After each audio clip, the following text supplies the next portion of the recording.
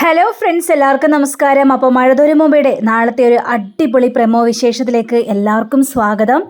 അങ്ങനെ നമ്മുടെ ബാലചന്ദ്രൻ തൻ്റെ അളിയനായ ഗോവർദ്ധനോട് സത്യങ്ങളെല്ലാം തുറന്നു പറയുകയാണ്.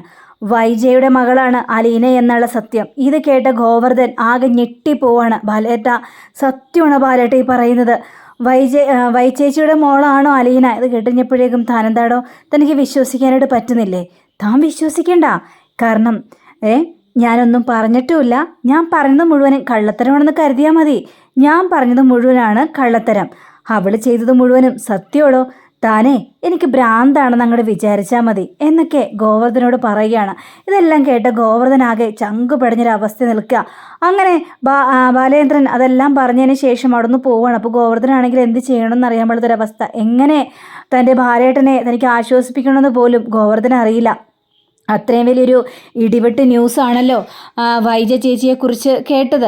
പക്ഷേ അങ്ങനൊരു കാര്യം ഉണ്ടാകുമെന്ന് ഒരിക്കലും ഗോവർദ്ധൻ വിചാരിച്ചില്ല. അങ്ങനെ നമ്മുടെ ഗോവർദ്ധൻ നേരെ ബാലേന്ദ്രൻ്റെ അടുത്തേക്ക് ചെല്ലുകയാണ്. അപ്പോൾ ബാലേന്ദ്രനാണെങ്കിൽ മനസ്സ് നൊന്ന് കിടക്കുകയും ചെയ്യാണ്.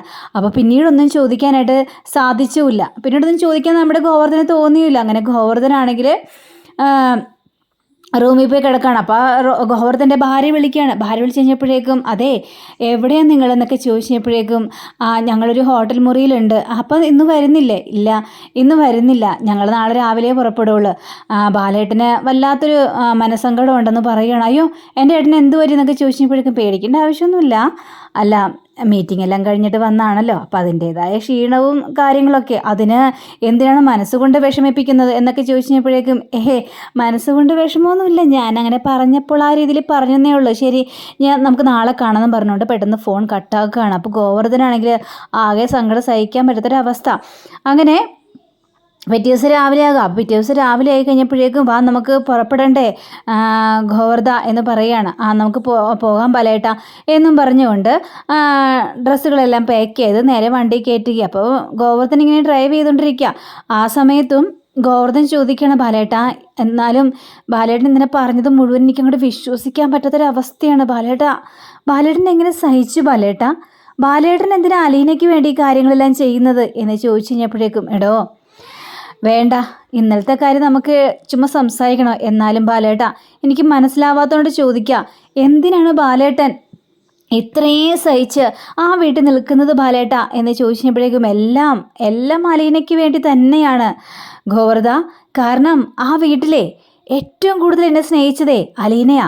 അപ്പോൾ അലീനയ്ക്ക് വേണ്ടിയാണ് ഞാൻ ആ സ്റ്റാലിനെ കാണാൻ പോയത്. ഞാൻ ഏറ്റവും കൂടുതൽ വെറുക്കേണ്ട മനുഷ്യനാണ് ആ സ്റ്റാലിൻ. എന്നിട്ട് അലീനയ്ക്ക് വേണ്ടി മാത്രമാണ് ഞാൻ അയാളുടെ മുന്നിൽ പോയി കേണപേക്ഷിച്ച് രീതിയിൽ നിന്നത്. എനിക്കതിൻ്റെയൊക്കെ വല്ല കാര്യം ഉണ്ടായിരുന്നോ? പക്ഷേ വൈജ എന്നോട് കാണിച്ചത് വലിയ കൊടും ചതിയാണ് ബാലേട്ട. ആ വൈജ ചേച്ചിയോട് സത്യങ്ങളെല്ലാം പറയണ്ടേ ബാലേട്ട എന്ന് ചോദിക്കുമ്പോൾ, അത് പറയേണ്ടവരൊക്കെ പറഞ്ഞോളും. അങ്ങനെ വൈജയെ വെറുതെ വിടാനായിട്ട് ഞാനും ഉദ്ദേശിച്ചിട്ടില്ല ഗോവർദ്ധ. വൈജയ്ക്കിട്ട് നല്ല പണി തന്നെ കൊടുക്കുമെന്നും പറയാം. ഇതൊക്കെ കേട്ട് കഴിഞ്ഞപ്പോഴേക്കും നമ്മുടെ ഗോവർദ്ധനും പോലും ഇത്രയും കാര്യങ്ങളൊന്നും വിശ്വസിക്കാനായിട്ട് പറ്റുന്നില്ല. അപ്പോൾ ഈ ബാലേന്ദ്രൻ അവിടെ പൊട്ടി കരഞ്ഞതിന് ശേഷം എനിക്ക് വല്ലാത്തൊരു തെറ്റുപറ്റി. ആ കുടുംബം മുഴുവൻ എന്നെ ചതിക്കുകയായിരുന്നു. വേറൊരുത്തൻ്റെ കുഞ്ഞിനെയും ചുമന്നുകൊണ്ട് നടന്നേച്ച അവളെ എൻ്റെ തലയിൽ കെട്ടി ഏൽപ്പിച്ചു തന്നു. വൈജയെ പണ്ട് സ്നേഹിച്ചുകൊള്ളെന്ന് പറഞ്ഞ സത്യം തന്നെയാ. അവളെ കല്യാണം കഴിക്കണമെന്നും എനിക്ക് ആഗ്രഹമുണ്ടായിരുന്നു. അപ്പോൾ ഇങ്ങനൊരു ആലോചനയായിട്ട് വന്നു കഴിഞ്ഞപ്പോഴേക്കും ഞാൻ അവരുടെ നല്ല മനസ്സ് കണ്ടു. പക്ഷേ തൻ്റെ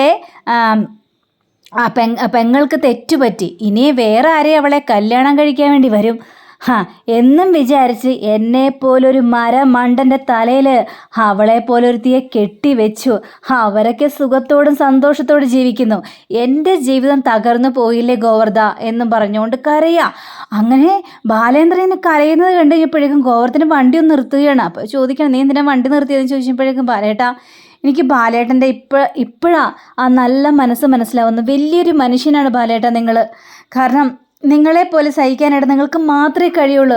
ബാലേട്ടൻ്റെ സ്ഥാനത്ത് ഞാൻ വല്ലതും ആയിരുന്നെങ്കിലില്ലേ, എപ്പോഴേ ഉപേക്ഷിച്ച് പോയെന്നറിയാമോ? എല്ലാവരോടെയും കാര്യങ്ങൾ നടന്ന് പാട്ടാക്കിയാനായിരുന്നു. ഞാൻ ആരെയും നോക്കാനായിട്ട് പോകുന്നില്ല ബാലേട്ട എന്ന് പറയാൻ പറയുക. ഇതൊക്കെ കേട്ട് കഴിഞ്ഞപ്പോഴേക്ക് ഞാൻ പറഞ്ഞല്ലോ ഗോവർദ്ധ, ഞാൻ എല്ലാം സഹിക്കുന്നത് അലീനയ്ക്ക് വേണ്ടിയാണ്. അവളെൻ്റെ സ്വന്തം മോളെപ്പോലെയാ എൻ്റെ മനസ്സിലേക്ക് കടന്നുകൂടിയവൾ. അപ്പം ഇങ്ങനെ താൻ വണ്ടി എടുക്ക് എന്നും പറഞ്ഞുകൊണ്ട് വണ്ടി എടുക്കുന്ന സമയത്തും ഈ ബാലനിങ്ങനെ സംസാരിച്ചുകൊണ്ടിരിക്കുകയാണ്. അലീന സ്വന്തം അമ്മയെ തേടിയാണ് ആ വീട്ടിലേക്ക് വന്നത്. പക്ഷേ അവൾക്ക് അവിടെ ഉണ്ടായ ദുരന്തം എന്താ? സ്വന്തം മകളാണെന്ന് പോലും അറിയാതെ ആട്ടിപ്പായിച്ചില്ലേ? എന്തെല്ലാം ദ്രോഹ പാവത്തിനോട് ചെയ്തെന്ന് അറിയാവോ? ഇതെല്ലാം അവൾ ഏത് ഇതിൽ കൊണ്ട് ഒഴുക്കി തീർക്കുമെന്നോ ആവോ. എന്നിട്ട് ഒന്നും അറിയാത്ത രീതിയിൽ ഇപ്പോഴും അവൾ ജീവിക്കുന്നു. അവൾക്ക് ഒരു തെറ്റും പറ്റിയിട്ടില്ല എന്ന രീതിയിലാണ് അവൾ ജീവിച്ചു പോകുന്നത് എന്നും കൂടി പറയാണ്. അങ്ങനെ ബാലേന്ദ്രൻ വീട്ടിലേക്ക് എത്തുക. അപ്പോൾ ബാലേന്ദ്രൻ്റെ വണ്ടി കണ്ടു കഴിഞ്ഞപ്പോഴേക്കും അലീനയും ഓടി വരികയാണ്. അലീന ഓടി വന്നിട്ട് അച്ഛാ എന്നും വിളിച്ചുകൊണ്ട്. അപ്പോൾ അലീനയെ തന്നെ ഇങ്ങനെ നോക്കി നിൽക്കുക ഗോവർദ്ധൻ. അപ്പോൾ അങ്കിളെന്തിനാ എന്നെ ഇങ്ങനെ നോക്കുന്നതെന്ന് ചോദിച്ചപ്പോഴേക്കേ ഒന്നുമില്ല, അങ്കിൾ ഇറങ്ങുന്നില്ല. ഇല്ല, ഞാൻ ഇറങ്ങുന്നില്ല, ഞാൻ വീട്ടിലേക്ക് പോവാണ്.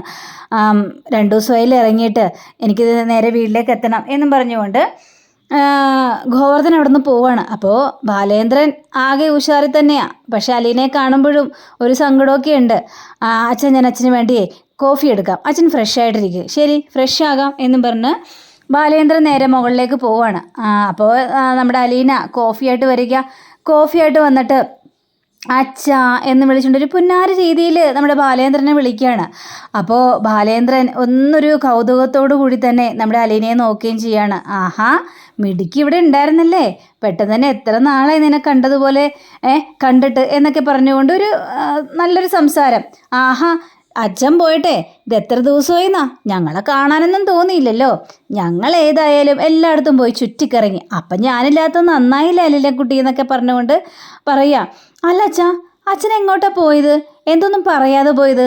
അതെ, ഒരു ഇമ്പോർട്ടൻ്റ് മീറ്റിംഗ് ഉണ്ടായിരുന്നു, ആ മീറ്റിങ്ങിന് കൂടാൻ വേണ്ടി പോയതാ. എന്നിട്ട് എന്തായി? ആ മീറ്റിംഗ് സക്സസ്ഫുൾ ആയോ എന്ന് ചോദിക്കുമ്പോൾ കുറേയൊക്കെ പകുതിയോളം സക്സസ്ഫുള്ളായി, ഇനി കുറച്ചും കൂടി സക്സസ്ഫുൾ ആവാനുണ്ട്. അതെന്താ അങ്ങനെ പറഞ്ഞത്? അതൊക്കെയുണ്ട്. മീറ്റിങ്ങിൽ ചില കാര്യങ്ങളൊക്കെ ഞാൻ അതൊക്കെ സംസാരിച്ചു കഴിഞ്ഞപ്പോഴേക്കും അവർക്ക് ചില തീരുമാനങ്ങൾ എടുക്കാനായിട്ടുള്ള സമയം നമ്മൾ കൊടുക്കണമല്ലോ. അപ്പം അതിൻ്റേതായ ബിസിനസ്സിന് വേണ്ടിയുള്ള സമയങ്ങൾ ഞാൻ കൊടുത്തിരിക്കുക. അവർ വിളിക്കും, അല്ലെങ്കിൽ അവരെന്നെ തേടി വരും. അച്ഛൻ പറയുന്നത് എനിക്കൊന്നും മനസ്സിലാവില്ല. ഏതായാലും നീ ഇപ്പം ഇത്രയും മനസ്സിലാക്കിയാൽ മതി.